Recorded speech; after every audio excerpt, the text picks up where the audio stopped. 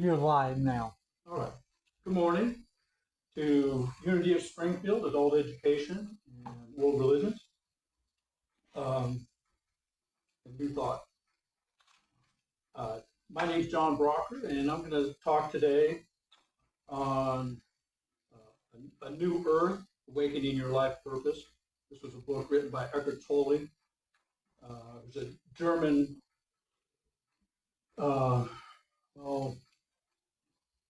philosopher, mystic, spiritual teacher, and author.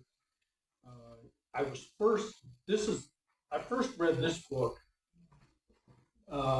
in 2007, and first part of the book was pretty exciting. I was really getting into it. I could understand it. It made a lot of sense. But then the end of the book, I was very disappointed and disillusioned. I was like, what the hell is he talking about? I just didn't really know. I was at the time I had been practicing mindfulness through training in dialectical behavior therapy, and which has some Buddhist teachings in it, and I was into mystical Christianity, authors, Thomas Merton, people like that, and, as well as Thich Nhat Hanh was starting to come into my universe. And then in 2008, I read the book that was before this book, that he wrote before this, called The Power of Now. And when I read that book, it was just amazing, just totally shifted. I just felt like a huge weight was lifted off my shoulders. I just like, okay, oh, this is it. It makes so much sense.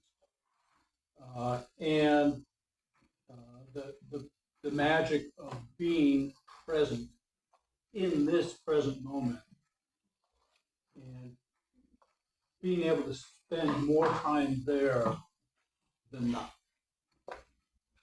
Instead of worrying about the future or feeling regretful or negative in some way about the past, just really soaking in what's going on in the here and now. So, and that's what Eckhart Tolle is really known for. He's a guy probably about my height, and he wasn't very athletic. He really was pretty book smart and went off to school, and he tried really hard to be the smartest guy in the room. That became his identification with his sense of ego, his sense of who he was, of who he was telling himself. I'm the smart guy, and that gives my life some meaning. It gives me some sense. But he always knew there was always somebody smarter than him, and he felt he just really suffered from depression. And could you close that door?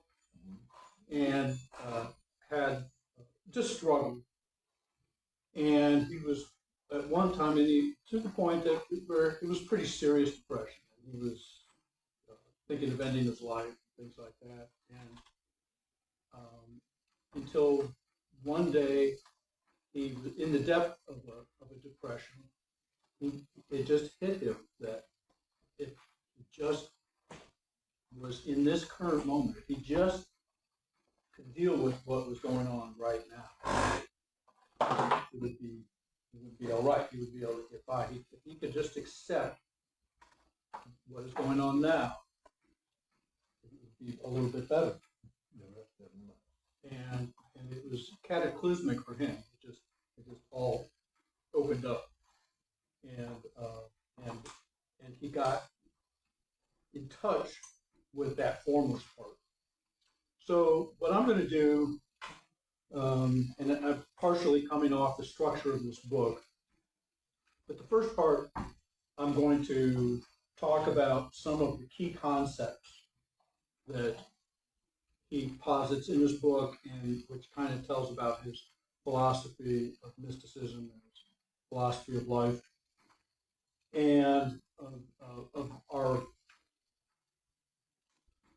personality, our structural ego, and what it tells us, and then how we can transcend that. And it's basically form versus the formless. So, and then the second part, and I've got just a one-page handout with two sides, gets into, okay, so what is some of the practical applications of being present and letting go of the attachments to form and being able to focus and serve the formless, that which is within us, which we call God or source, how we can get in touch with that and spend more time with that and become more creative. And in this book, he really is talking about how to create a new earth. And the other reason I decided to do that this week, around this time, is there's so much going on in the world now that we can't control. Hi, Jared. And it gives us an opportunity to figure out, okay, how do we awaken the earth? Because we can really only have impact on the micro, on ourselves. So always the answer is within. If there's a problem, do I need to go outside or inside? And if most of us in Unity, we're always going to go, well, it's right here. It turn your awareness towards ourselves, and so that's where we're going to go. So ego, which this really messed with me because in my profession, I'm retired now, but I was a psychotherapist and did work as a licensed clinical social worker for many years, which was a little bit of my identification. But also, in psychological terms, the ego has part of Freudian, neo-Freudian psychology. And even though I was educated in that, I didn't have much use for Freudian psychology. Jungian, yeah. And behavioral, yes. Cognitive behavioral, yes. But the Freudian psychology just, to me, was just kind of off. And I had a negative connotation to even the word ego, so I struggled with that, which was probably one of the reasons I struggled with this book the first time I read it. But he defines ego as basically identification with form. Okay, primarily thought forms. So it's that conversation in our head, that ongoing conversation that we have with ourselves, internal dialogue, if you will, that we identify with as ourself. And he posits that if evil has any reality, and it has a relative, not an absolute reality. So evil is a relative thing. But he will define it as evil as being the complete identification with form. Physical forms, thought forms, and emotional forms. It results in a total unawareness of my connectedness with the whole, my intrinsic oneness with every other as well as with the source. So to get so rigid that you can't be in touch with the fact that we're all connected. That you see everything as being other than you. That's them, this is me or this is us, and that's them. We're separate. And that's what he considers to be evil. It kind of sets up the situation where we can have wars and we can not like each other and hate each other and be afraid of each other because they're not us. So I don't know what they're thinking, what they're going to do. I know what I'm thinking, and if they're thinking what I'm thinking, blah blah blah. So we can get into those. He defines the new heaven as the emergence of a transformed state of human consciousness, and a new earth as its reflection in the physical realm. So he's talking about we can have our own personal transformation, but he's also talking about a transformation, and this really caught me too the first time I read it. He's talking about a transformation on the whole earth. This is not just something that's just happening here at Unity of Springfield or over in some ashram in India or just a few locations, but this is something that's kind of an awakening that appears to be occurring, and that the time has been ripe now for the last 15, 20 years where people are really starting to go, oh, maybe I need to stop and look at things a little bit differently and how I approach things. The underlying emotions that governs all the activity of the ego is fear. The fear of being a nobody, the fear of non-existence, and the fear of death. And this is something that's, especially in the Western civilization, Western Europe and the Americas, that where we have become so attached to the material world and stuff that this fear has become palpable. So, and we want to hold on to stuff for security, for sense of this self. So he's talking about, he was on this hike with a friend of his on the West Coast, on California, and they came along these ruins of an old country house that had been fired, burnt in the fire. And it had this sign on the property that said, "Danger, all structures are unstable." And he goes, "All structures are unstable?" Yeah, all structures are unstable. He says, that's a profound sutra, a truth. All structures. So once you realize that and accept that all structures and forms, thought forms, physical forms, are unstable, even the seemingly solid. This is a recognition of impermanence of all forms, and that helps us to wake up. Does that include the planet? Oh yeah, absolutely. Heck, who knows? Some little asteroid or something's been headed our way. We don't know. And something will at some point.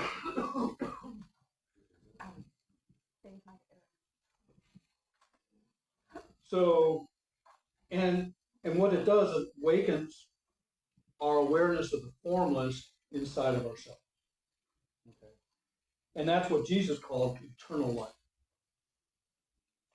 That sense of the formless that resides within us, which is our connection with everything. With the source, with each other. It's an instant connection with any person, any now, if you will. Any mineral, any plant, any pet, any animal, that when you see them, and you look at them with the sense of that's God, that's source, that whatever it is that I'm in interaction with is the same stuff that I'm created. It's the same stuff.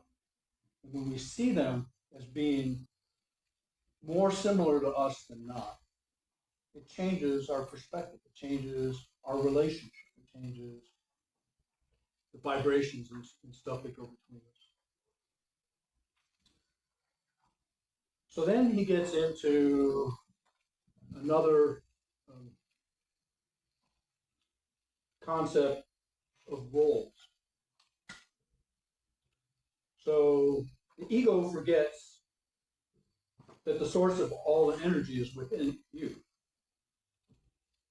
And so it seeks for things outside of ourselves. So we want, in order to have security, we want to have a job, we got to have money, we got to want to buy a house, there's certain things, we want to have a car, and so to get that, we got to have that, get that, we got to have that. And so we adopt roles so that we can attain these things that we think we need, and we may choose to go after them. And when you get completely identified with your role, you confuse a pattern of behavior with who you are, and you start to take yourself maybe too seriously. Okay. And more, and I would say rather than seriously, rigidly. If we, there's something really important about being open to being wrong, to being open. One of the epiphanies I had when I first started practicing mindfulness at work was the more I know, the more I know I don't.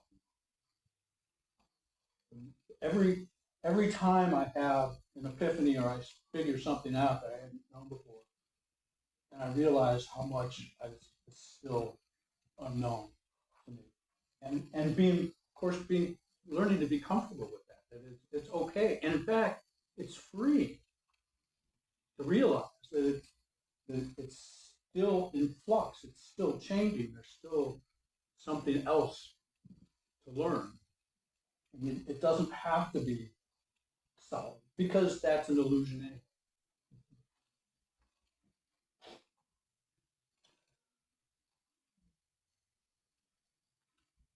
A range of conditioned patterns of behavior come into effect between two human beings that determine the nature of the interaction. Instead of human beings, conceptual mental images are interacting with each other.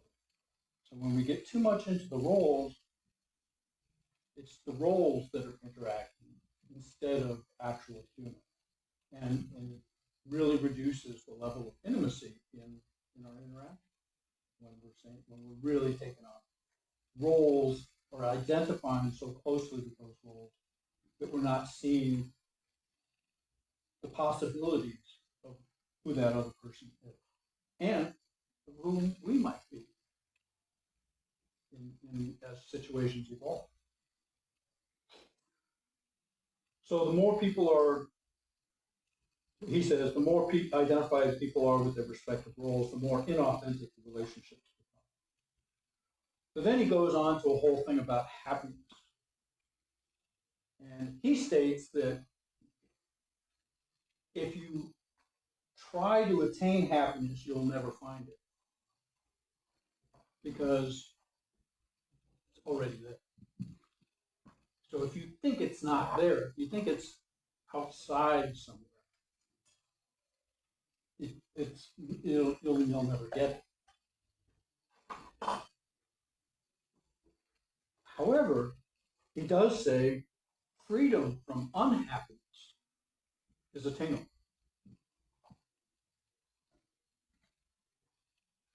So he defines unhappiness as getting stuck in negative emotions, because it's relatively uncomfortable and what Buddhism would call suffering. to be stuck in those negative emotions.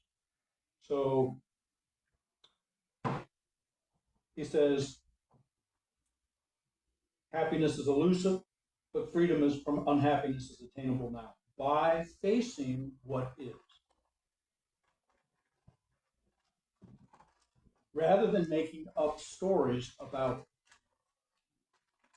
So when we're in uncomfortable emotion,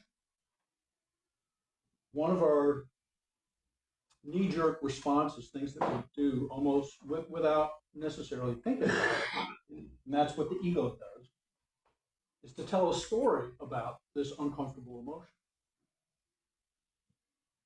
to rationalize it. Why is this happening to me? What's going on? What are they thinking? Mind reading other people and making up stories about the government, the world, about science, about this, about whatever. And that's all ego. And where the unhappiness covers up your natural state of well-being and inner peace, which is the true source of happiness. So the truth is that you need to say yes to suffering before you can transcend it. So back in the book, The Power of Now, and he reviews it in this book, when there is discomfort, that first reaction is to talk your way out of it, or to avoid it, or to involve yourself in addictive behavior to numb it and to make it, to anesthetize it and make it go away, at least temporarily. And what we know is the best way to manage it and deal with it is to lean into it, to be present in this moment with whatever is uncomfortable. And what happens? What happens when we do it? It usually dissipates. It usually dissipates. We don't get destroyed. It doesn't wipe us out. We understand when we sit with it, we sometimes see things we didn't see before. When we were so busy telling the story. When we sit with it, sometimes we'll notice things we never noticed before. And one of those things is just that we're still here. And it doesn't last forever. Whatever that is, it's as temporary as good things are. Or the other things that we think are physical and impermanent. That those uncomfortable feelings are also impermanent. Yeah. So I just have a couple questions. The first one had to do with the concept of happiness, unhappiness. Mm-hmm. Now, the best thing that's worked for me on that is the Abraham teachings, which just basically says, if you're feeling unhappy, it's just your guidance system saying that the thoughts and the feelings and the beliefs that you have are not in alignment with the life you want to live and that you want to create. Right. Okay. And so it's not I would never want to get rid of unhappiness totally, because that would be like saying, I don't want a guidance system anymore. I'll get rid of my gas meter on my car because I don't want to know ever that I'm out of gas. So that's the first one. For everyday stuff, just being with it, absolutely agree with that or anything. But I don't know, there's some harsh stuff that you can wallow in that for the rest of your life. You can be in that. You sometimes have to say, no, I'm not. I'm not going to be in that and spend my life there.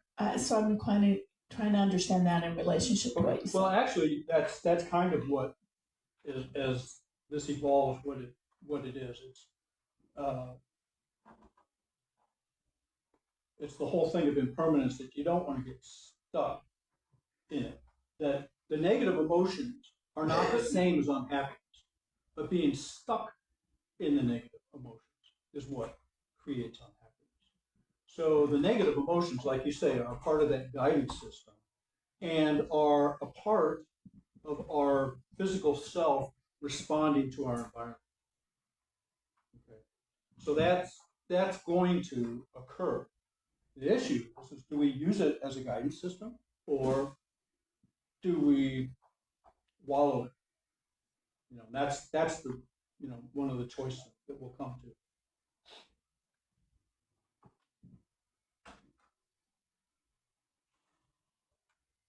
He also says doing is never enough if you neglect being. Okay. So doing is important, but sometimes we do to avoid being. And being really implies this current moment, being present, as opposed to doing something. When our meditation group on Sunday evenings, and John sometimes will talk about, well, we're just doing nothing. For half an hour. Yeah, half an hour of doing nothing together. And what he's talking about is, you know, yeah, we're just being together. Okay. And being within ourselves.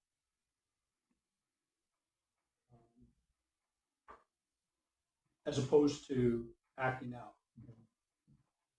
And one of the things when I was learning mindfulness with dialectical behavior therapy, Marsha Linehan, who authored that therapy, had 3 different levels within mindfulness. And the first one was observe, and which is awareness without description, without thought. It's that awareness that we have before we start talking about it in our head.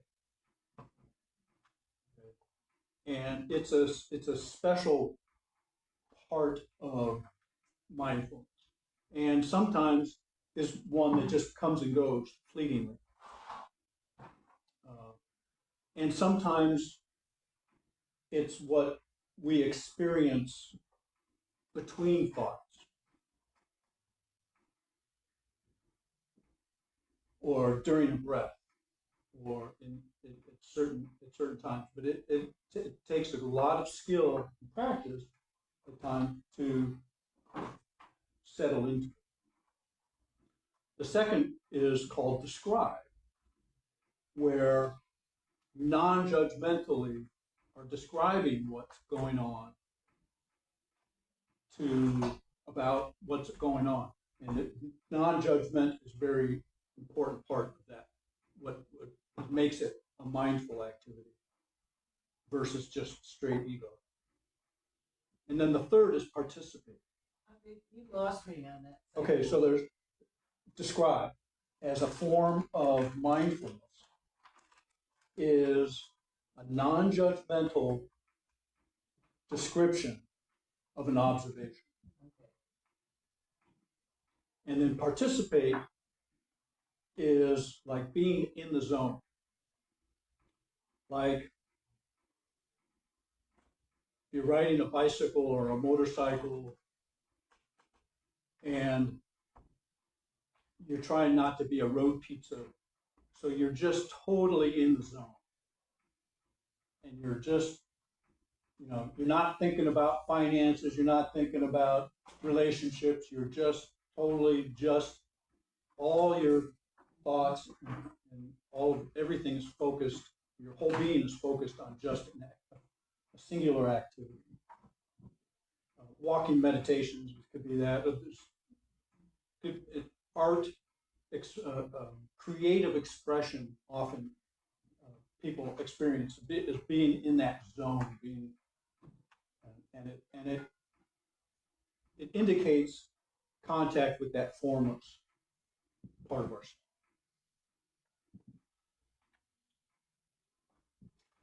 Pain body is another concept that Eckhart Tolle talks about. And the pain body is the attachment to negative emotions that generates unhappiness. Positive emotions generated by the ego already contain within themselves their opposites to which they can quickly turn. Deeper emotions are not really emotions at all, but states of being. Okay, so here he's making the distinction between ego-generated emotions where you're trying to get needs met from the external environment, and the deeper emotions which come from just being and seeking that deeper sense, that internal formless connection with source.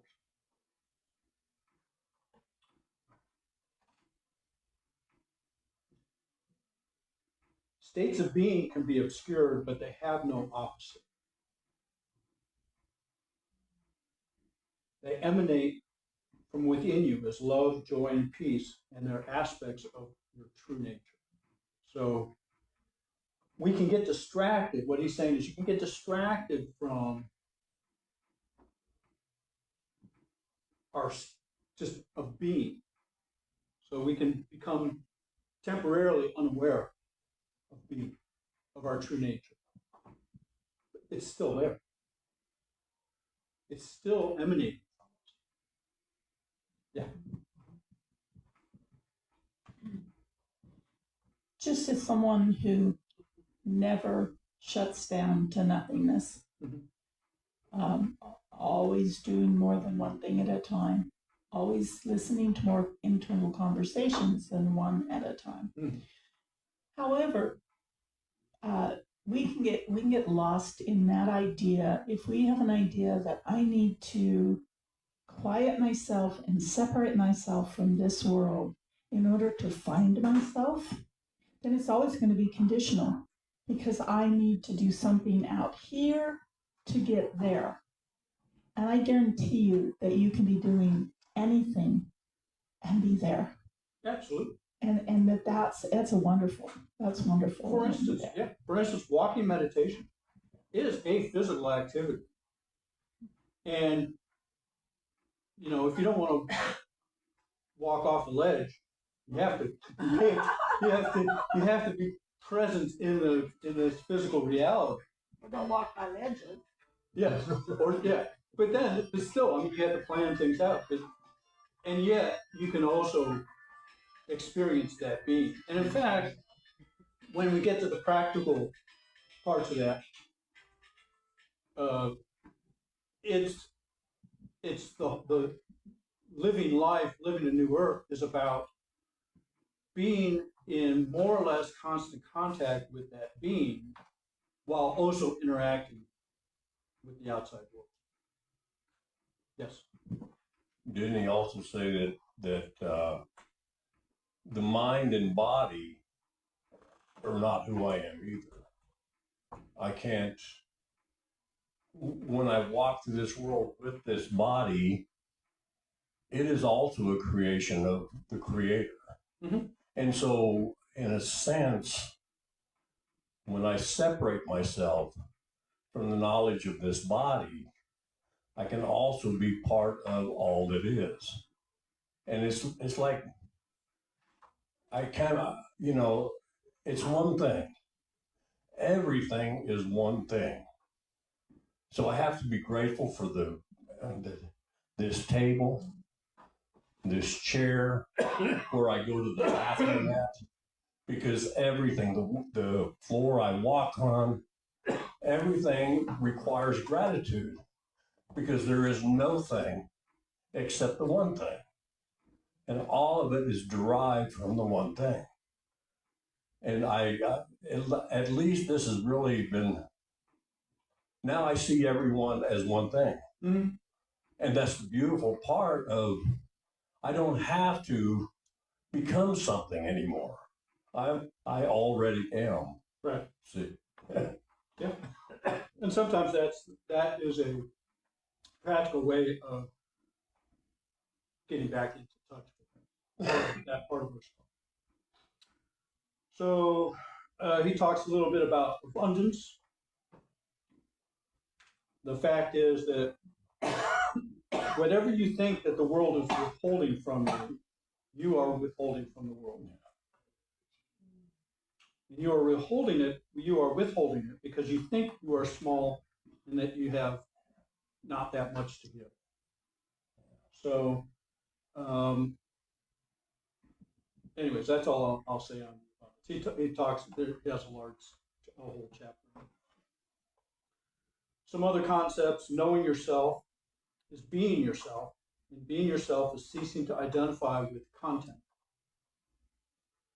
The deeper interconnectedness of all things and events implies that the mental labels of good and bad are ultimately illusory, so are false. So that gets into the non-judgmental stance. And there's he tells a little story, which I also saw. I first heard this. Well, I guess I didn't. I guess I first read it in this book. But there's a movie called Ripple Effect, where the story was in a slightly different form. So the story of a wise man who won an expensive car in the lottery. His family and friends were very happy with him to celebrate. They said, "Isn't this great?" They said, "You're so lucky." And the man smiled and said, "Well, maybe." For a few weeks, he enjoyed driving the car. Then one day, a drunken driver crashed into his new car at an intersection, and he ended up in the hospital with multiple injuries. His family and friends came to see him and said, "That was really unfortunate." Again, the man smiled and said, "Well, maybe." That was while he was still in the hospital one night, there was a landslide, and his house fell into the sea. Again, his friends came the next day and said, "Weren't you lucky to be here in the hospital?" And he said, "Well, maybe." So the wise man's maybe signifies a refusal to judge anything that happens. Instead of judging what is, he accepts it. And so he enters into conscious alignment with the higher order of just what is. This is what's present now. What causes us so much disruption is when something happens, we say, "This shouldn't be this way." And it is.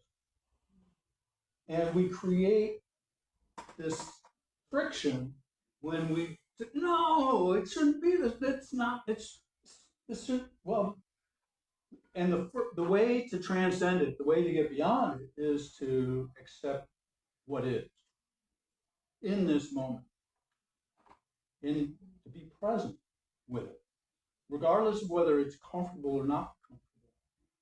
What is what is. And our only way to transcend, to get beyond it, to make it, what happens is when we resist it, it's like we get stuck with it. It's like if you go up to somebody and you have them, I used to do this when I was a therapist, put your hand up and I'd push against them and they would push back against me.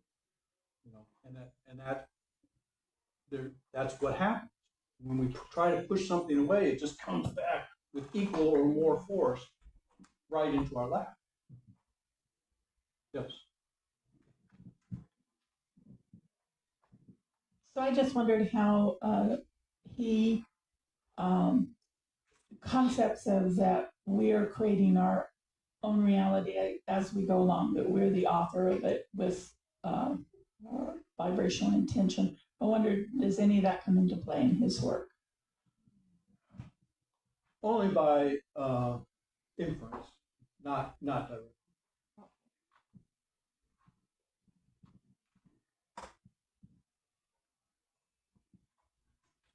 And he goes on to say, the most important primordial relationship in your life is the relationship with the now. Whatever, or rather, whatever form the now takes. That is to say, what is or what happens. The decision to make the present moment into your friend is the end of ego, as you face the pain body and embrace being. So, and it's a prerequisite, and the reason why he focuses on that, it's a prerequisite to do that in order to set with your vibrational and to make choices, to be in a position where you can transcend, you can go ahead and say, okay, this is what's happening. And I'm envisioning something better. And this is what feels when I imagine that it feels better, and that's what I'm going to focus on so that in order to make that come into being. The joy of being, which is the only true happiness, cannot come to you in any form, possession, achievement, person, or event, through anything that happens on the external. The joy cannot ever come to you, ever. It emanates from the formless dimension within you. Okay. So let me read that one more time. The joy cannot come to you ever. It cannot come to you in any form, possession, achievement, person, or event, or through anything that happens. It cannot come to you ever. It emanates from the formless dimension within you, from consciousness itself, and thus is one with who you are. So is joy a side effect? Joy is when you're in that flow, when you're in that state of formless where you're able to spend time in that formless sense of who you are, a source. Yeah, that response to that is joy. So a side effect of being in joy. Well, it's well-being, love, peacefulness, and that the result of that is joy. It's your true nature. Your true nature, yeah. It's just, and it's what is already there that we get distracted from by being too identified with the outside world. Now, it doesn't mean you don't want to operate in the outside world, because we came into this three-dimensional form to play around with that. But it means we want to keep awareness of the formless part of who we are. It was so much of a change in my life when I started to be able to see Source in everyone that I came into contact with. Especially when I was working with people who were coming to me because they were in a lot of pain and discomfort. And to be able to start to peer into that and sense that true nature, I can't say I saw it or even heard it, but I could sense it. And I could sense them as being just part of that source. And it enabled me to communicate, one, that I wasn't judging, which allowed them to have the space to operate. But it was still their job. It's still an inside job for all of us. You can't just like zoom, zoom, gubby, gubby, help somebody. You know, it just doesn't work that way. It's always the inside job for each of us.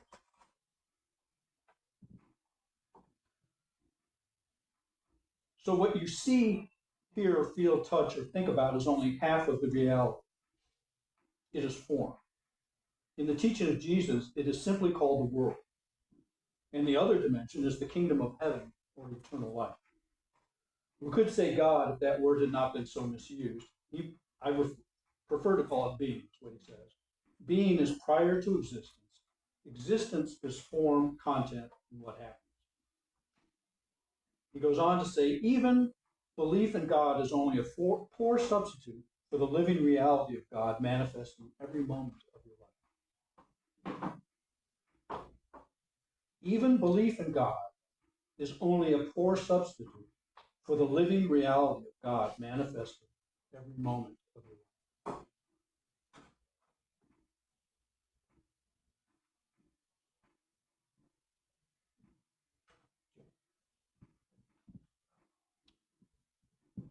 And I just have one Sure. comment on that. A belief in God in a certain aspect, it also very limits the possibilities of your relationship with God, because sometimes my God is this big, huge woman sitting in a rocking chair who I crawl up in her lap, and she rocks me and she tells me how wonderful I am and how, and sometimes it's the form of a father, not a man, not necessarily a father, or sometimes it's just principle, and because it can change, it can be there in everything rather than just one image. Yeah, which kind of goes back to what I was saying about. It's good. It's nice to be able to keep things open, because it's ineffable. It's unimaginable. All that is possible, and we could never cover it all. We could never know it all. So, two last terms I wanted to briefly address, and then we'll go into some of the practical stuff. So, one is awakening. He refers to awakening as a shift in consciousness in which thinking and awareness separate. So, awakening is a shift in consciousness where thinking and awareness separate. So, awareness can exist without your thoughts, at least momentarily. That's the experience of an awakening or process of awakening. And awareness is a conscious connection with universal intelligence. Another word for it is presence, consciousness without thought. Okay, we'll just leave it at that. So, in the practical applications,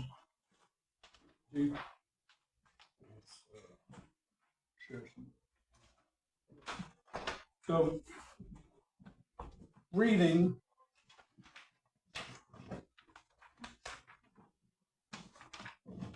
Being aware of your breathing takes attention away from thinking, and it creates space. Just one.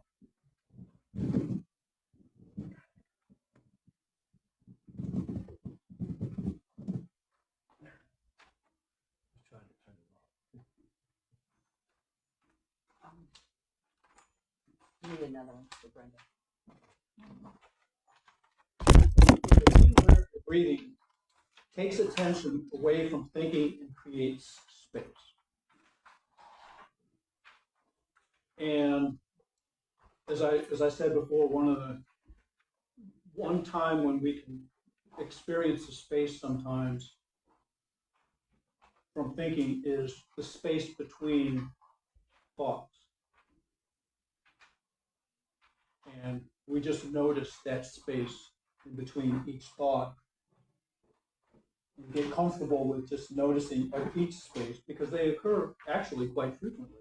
You notice it. No, I don't have it. Thank you. We can get more copies. Did you guys share?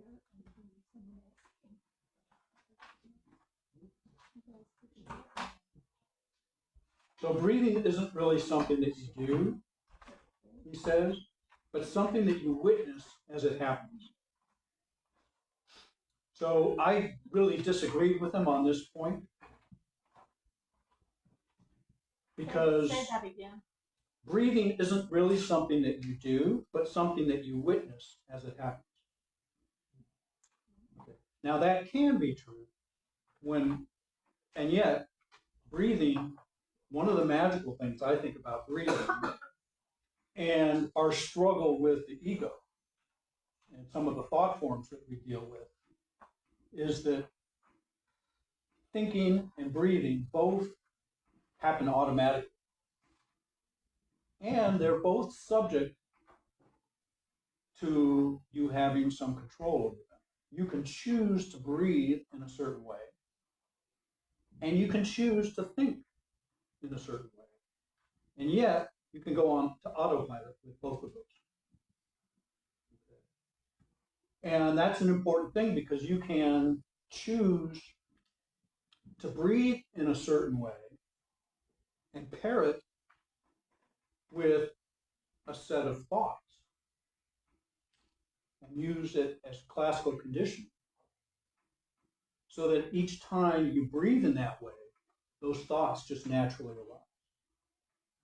So if you have something that you consider to be a self-evident truth that you want to remind yourself of, you can pair it with a certain way of breathing and instantly remind yourself of something that you want to remind yourself.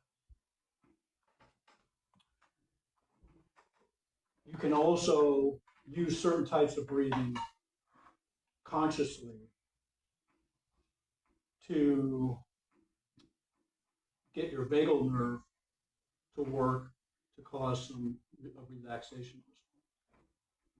For instance, diaphragmatic breathing, which is lower abdomen breathing, presses against the vagus nerve and it reduces the fight, flight, or freeze reaction and allows us to set into a little more of a calm response.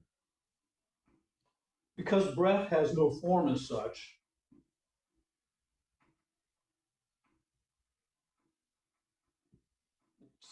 since ancient times, it's been associated or equated with spirit and formless. And even though I say we do have some control of the breathing, which we do, and I don't know, I can hear my breathing and I can feel my breathing.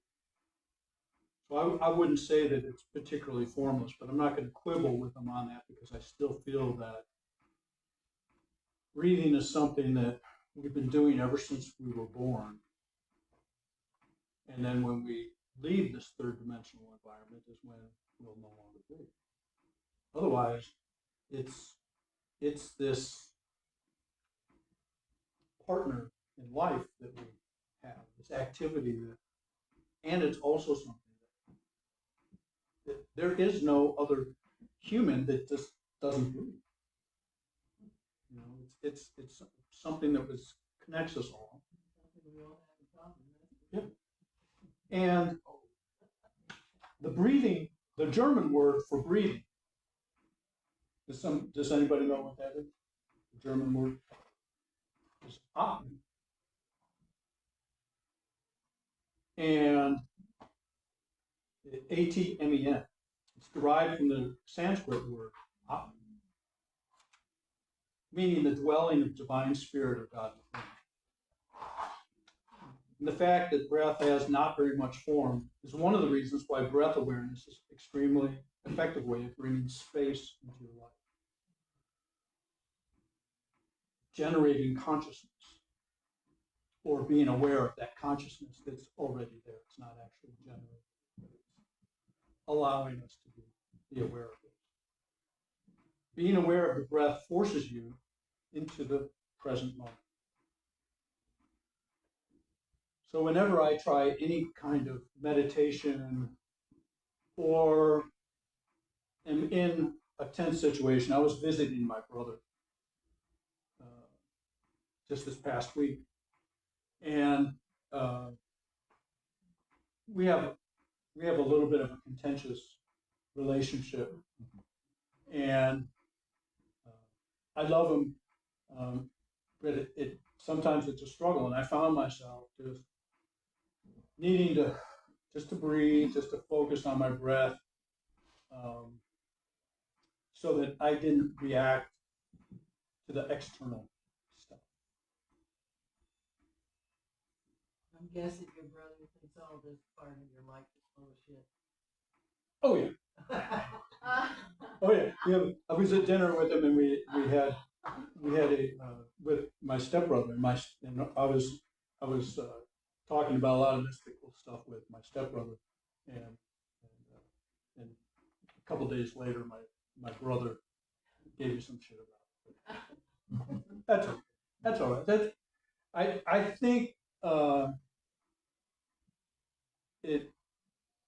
it's not as negative to him as what he puts on.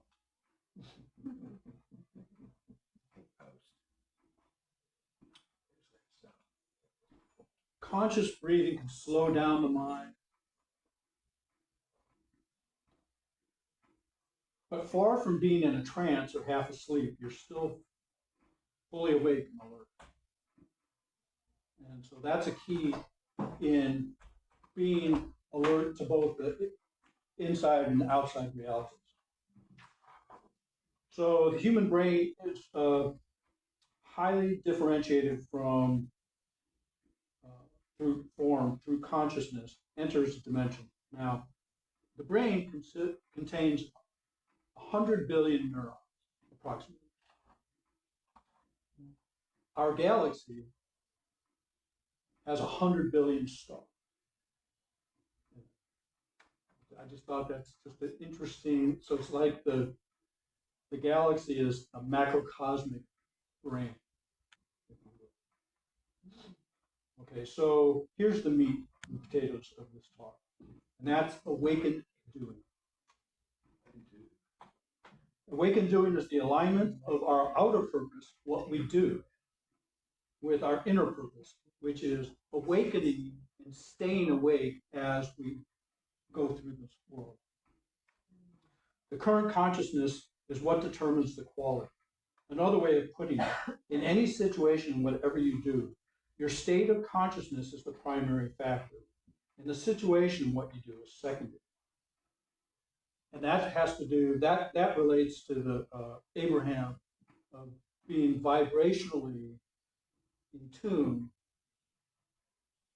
with what you're focused on. So when you feel this, you get this feedback that what you're focusing on just feels like you're in alignment. It's just like you get this heightened anticipation of positive response that you're in alignment. And it takes being aware of that formless, which has not yet manifested yet. And this feedback, what has not yet happened, allows it to happen. So it's the combination of that focus, that awareness, and that sensory awareness of that vibrational alignment. Yeah. Here's our expert on Abraham. So I'm just trying to understand it in relationship to this work.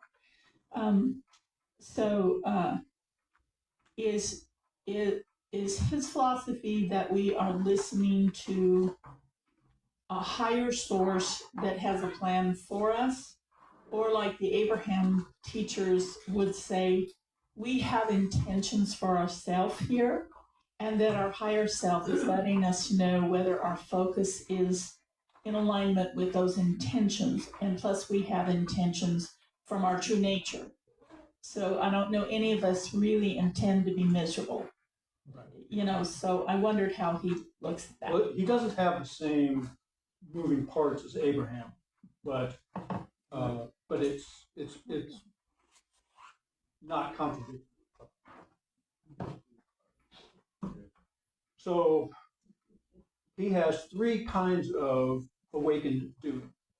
The first one is acceptance. And that has to do with the combination of non-judgment and gratitude that allows a person to accept what is. So you may not be enjoying, but if I at least can accept that what is, I can start to enjoy it. So, and then there's enjoyment is another level of awakened doing, where you're noticing that it's something that you enjoy. And then the third level is enthusiasm. Okay.